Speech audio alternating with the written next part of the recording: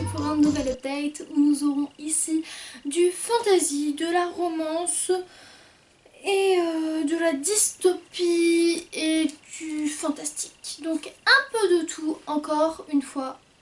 Non, je déconne, c'est rare qu'il y ait un peu de tout. On commence avec une romance avec fesses, c'est Une lueur d'espoir de K.A. Tucker aux éditions Hugo Poche. Donc c'est l'histoire d'une femme qui vit sa vie tranquillement, qui rentre chez elle en voiture et qui sauve la vie d'un homme qui avait eu un accident de voiture, donc elle le sort de la voiture héroïquement. Sauf que il n'y a pas que ça, c'est que cet homme était très très connu. C'est un joueur de je ne sais plus quel sport, peut-être hockey. Et donc il est super connu et donc forcément ça fait la une des journaux, etc. Elle est traquée, on veut savoir qui est cette femme, enfin bref. Donc il y a une romance qui commence et ça rime.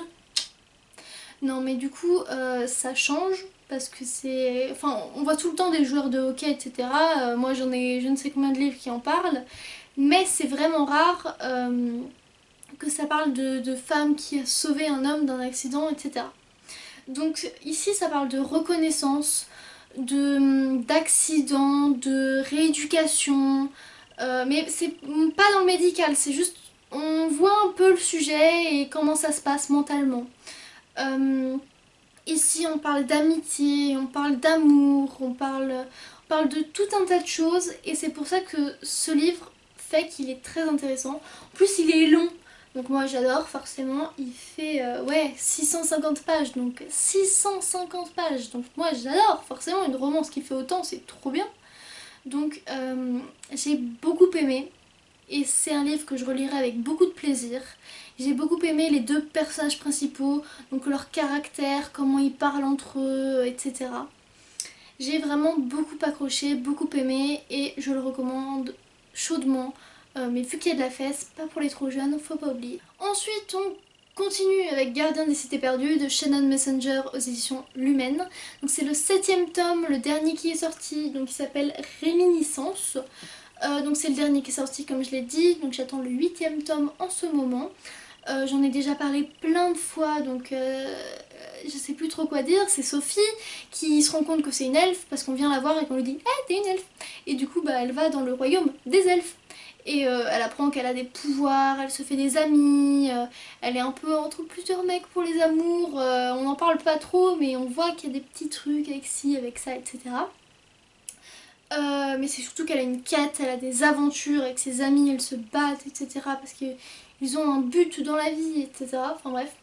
Et donc on commence à approcher de la fin, on commence à voir que la quête, elle va au bout, on perd des gens en chemin, etc. Genre, ça va de plus en plus loin.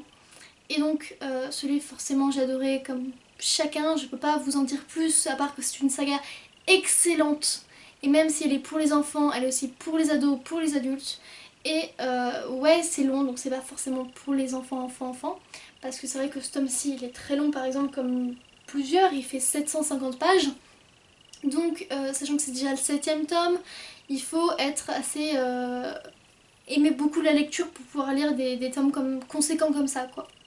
Mais vraiment, je le conseille tellement, et je le redis, je le redis, je le redis, je le redis tellement que ces livres-là, et c'est dans mes sagas préférées de tous les temps, quoi.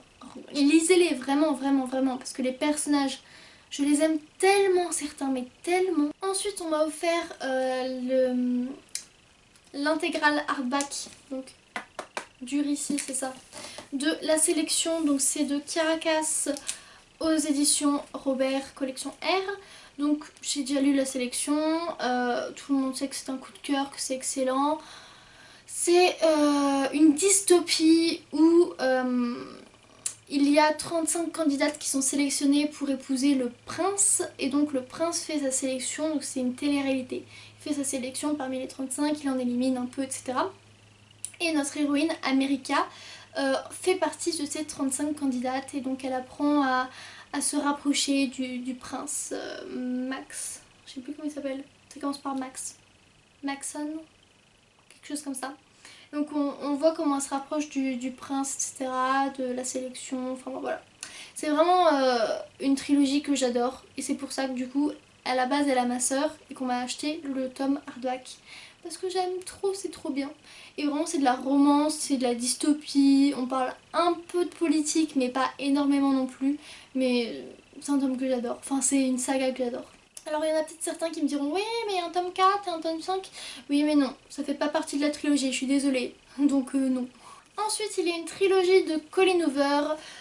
C'est indécent, incandescent et éblouissant, donc de Colleen Hoover aux éditions... bonne question, c'est aux éditions quoi ça? Ah oui, moi c'est France Loisirs, où ma soeur les a achetés, donc c'est un coffret avec les trois dedans, c'est France Loisirs. Donc France Loisirs ça reprend pour la plupart des livres qui sont déjà édités et qui les rééditent, donc je sais pas où c'est de base. C'est une histoire d'amour entre une fille qui vient d'emménager et un garçon qu'elle rencontre, sauf que ce garçon se trouve être professeur. Et elle le découvre après, c'est son professeur. Donc vous imaginez bien, cette romance est interdite, ils n'ont pas le droit de s'aimer et on voit comment ils essaient mais ils peuvent pas, et ils abandonnent et c'est compliqué, mais vraiment cette romance, de toute façon c'est du Colleen Hoover. Mais on ne dirait pas vraiment que c'est du Colleen Hoover, mais ça doit être une de ses premières pareil. Et je dis pareil parce que tout à l'heure j'ai parlé de The Losing Hope, un autre tome de Colleen Hoover. Et je disais aussi que ça devait être un de ses premiers. Donc ça doit être un de ses premiers tomes, enfin de ses premières sagas. Parce que dans l'écriture ça ne voit pas vraiment que c'est d'elle, mais comme tous ses livres c'est quelque chose d'excellent. Et donc tout ce que vous avez besoin de savoir c'est que c'est une histoire d'amour entre une jeune lycéenne, morte ou jeune, elle doit avoir 17 ans, et un professeur très jeune, donc ils n'ont pas beaucoup d'écart, mais c'est tout de même interdit par l'école, par l'État peut-être même. Oui, par l'État ça doit être interdit. Enfin voilà, donc lisez-la. Mais après moi je l'avais jamais vue je crois. Elle était peut-être en j'ai lu. Elle est peut-être en j'ai lu celle-là. J'ai ensuite lu Maudit Cupidon, donc c'est de Lorraine Palfreyman, donc c'est compliqué à dire, aux éditions Hachette. Alors je sais qu'il y a déjà le deuxième tome qui est sorti, c'est peut-être une trilogie, je sais pas trop. C'est l'histoire de Cupidon, qui sont une organisation de Cupidon qui mettent en couple les gens depuis la nuit des temps. Sauf que cette fille qui reçoit tout le temps des mails de l'association Cupidon en a marre, et donc elle va les voir, elle leur dit arrêtez de m'envoyer des mails. Et ils disent mais non on peut pas, en fait t'es censée être en couple avec Cupidon. Mais je crois pas, enfin Cupidon c'est le bébé là non, le Cupidon, le vrai Cupidon qui a créé l'association, etc. Mais moi je veux pas être en couple avec Cupidon. Et donc Cupidon arrive sur Terre et il veut retrouver celle qui est son âme sœur, etc. Et donc ils vont à l'école ensemble parce qu'ils s'inscrivent dans la même école pour retrouver cette nana. Et donc c'est pas mal. Ça casse pas trois pattes à un canard, c'est pas incroyable, mais c'est pas mal, ça change. Et donc il y a un peu d'histoire, d'aventure, un peu de bagarre peut-être même, enfin il y a un peu de petits trucs comme ça. Et c'est sympathique, c'est pas mal. Vraiment, c'est... J'ai hâte de lire le deuxième, mais c'est pas incroyable, mais ça change. Et pour finir, il y a L'Anti-Magicien de Sébastien Decastel aux éditions Gallimard Jeunesse. Alors là, nous sommes dans la fantaisie avec un homme qui a des pouvoirs, il est héritier d'une des grandes familles. Sauf qu'il n'a pas beaucoup de pouvoir contrairement aux autres, du coup c'est un peu la honte de sa famille, etc. Donc il a une quête où il va avoir plus de pouvoir pour être un grand, etc. Et j'ai pas du tout aimé. Mais vraiment pas. En plus ça me désole parce que c'est ma tante qui me l'a offert et je pensais... Enfin elle m'avait raconté l'histoire, ça avait l'air pas mal, mais vraiment... Mais je l'ai pas du tout aimé.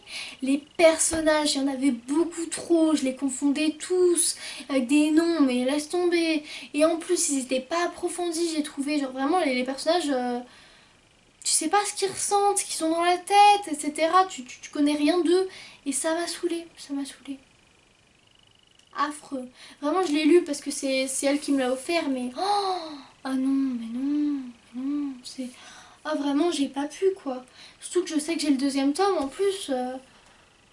Ici là, je sais pas comment je vais faire quoi. Enfin, je vais le lire quand même hein. Mais waouh, non ça m'a pas plu du tout. En plus c'est pas vraiment mon style. Et en plus les personnages j'ai pas du tout accroché. L'histoire, je l'ai trouvée barbante. Enfin non, vraiment, ce tome-là... oh. Ah non, mais j'ai pas pu.